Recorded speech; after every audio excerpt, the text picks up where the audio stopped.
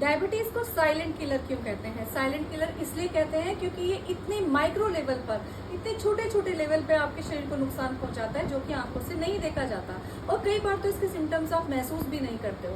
तो धीरे धीरे होता क्या है, ये आपकी ब्लड वेसल्स के अंदर जमने लगती है। आप ये सोच लीजिए कि कहीं चीनी अगर गिर जाती है और वहां पर भी कैसे चिपचिपा सा हो जाता है और टाइट हो जाता है वो एरिया।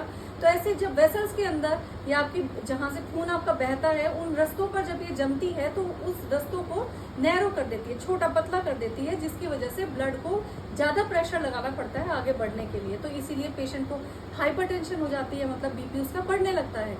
दूसरी चीज है, ये जो आपकी नसें हैं, जो पेरिफेरल नसें जो हाथों को पैरों को सप्लाई करती हैं, उनके अंदर उनकी जो बाहर की शीट होती है, एक बाहर की स्ट्रक्चर होती है, इसको माइलिन शीट कहते हैं, उसको भी नुकसान पहुंचाने लगती है, उसको डैमेज करने लगती है, खत्म करने लगती है। तो इसकी वजह से क्या होता है, पेरिफेरल न्यूरोपैथी डेवलप होने लगती है, हाथ पैर में सुनपन होना और चीजों का एहसास कम हो जाना।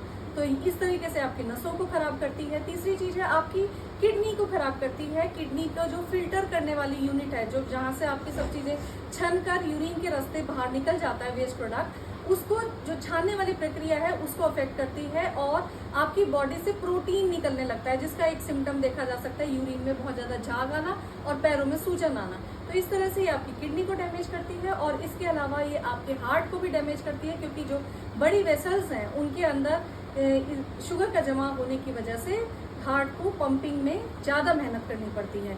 और साथ साथ ये आपकी आंखों को भी नुकसान करती है, जिसको रेटिनोपैथी कहते हैं, जो आपकी देखने वाली जो एक स्ट्रक्चर है ना आंख के अंदर, जिससे आप देखते हो, उसको धीरे धीरे डैमेज करती है। तो एक सिम्टम आता है कि पहले धीरे धीरे जो विजन है, दिखना कम होने लगता है, और अगर शुगर लेवल बहुत लंबे वक्त तक बहुत हाई रहता है तो अचानक से भी अंधा भी हो सकता है। तो आज ही अपने सेडेंटरी लाइफस्टाइल को छोड़ना है, आपको बैठे नहीं रहना है, कम से कम हफ्ते में 150 मिनट की ब्रिस्क वॉक जरूर करनी है।